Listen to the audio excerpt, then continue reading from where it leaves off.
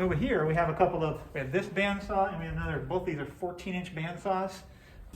That means refers to the wheel size inside there, that this is about 14 inches. And there's this blade that's in there, unlike the table saw and chop saw blades, is a thin band. And it's easier to cut curves, whereas those are very good for straight cutting, whether at angles or 90 degrees. These are good at curving cuts.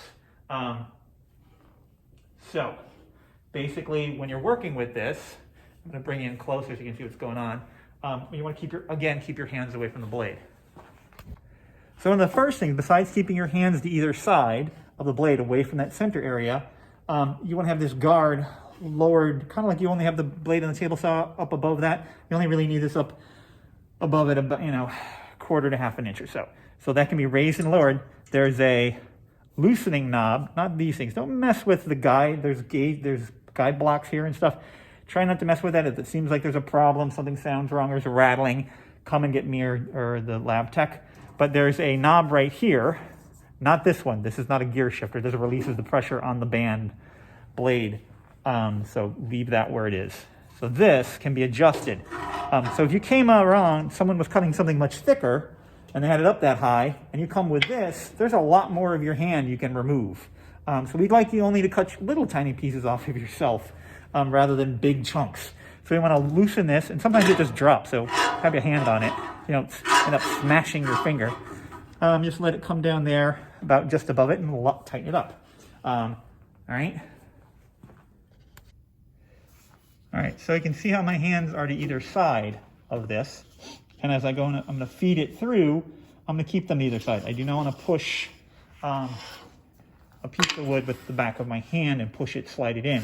Now I can use, say if I'm using a piece of wood like this, I can use this other piece of wood, as a push stick, keeping my hand away. And you can actually cut out and make your own kind of personalized push sticks. But generally, you want to keep your hands either side. You're only going to turn, there's only so much. There's a 1/4 inch, maybe 3/16, 1/4 inch blade width that way.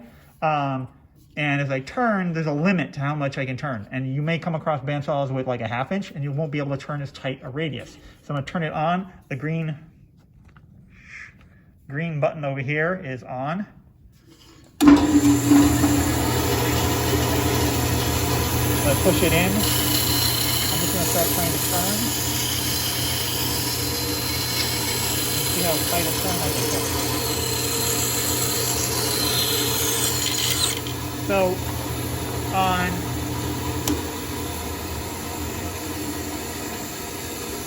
that thickness of material,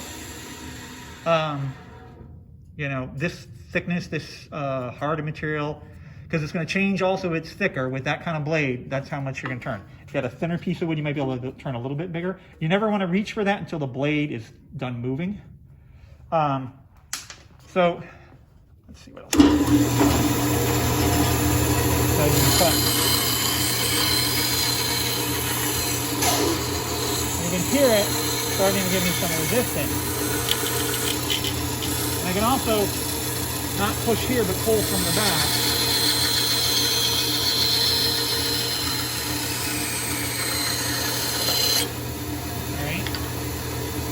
All right.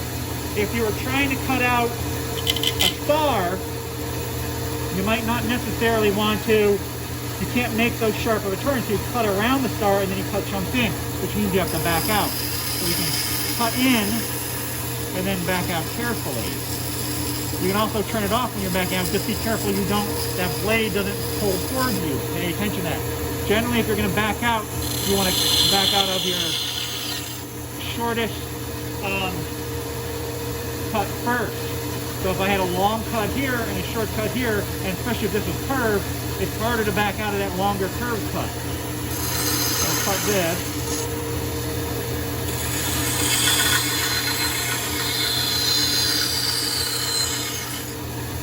That way I can get more complicated cuts.